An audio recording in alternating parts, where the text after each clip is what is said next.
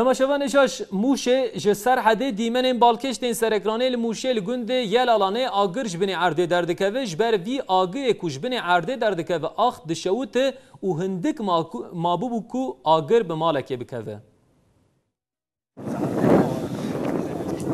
لموشه لگنده یل آلانه بویرکه عجب دقومه لوی گندی جبنی عرده آگر دردکوه و جارنا به هفتهان دام دکه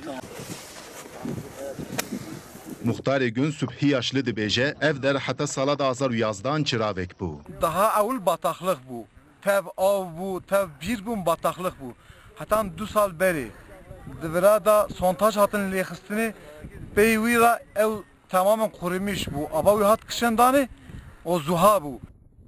Sübhi yaşlı diyar kir pişti ava vir zuwa bu ev agir destpêkiriye. Ev agir cana dibese dama ziraran. Herî dawî ji ber vî agirî hindik mabu agir bi malekê biketa. İcar ishal yangın gittikçe çıkaçu zede bu. Me defalarca itfaiye anni me xevra kiri disa xwe disa agir duvara şevata derket.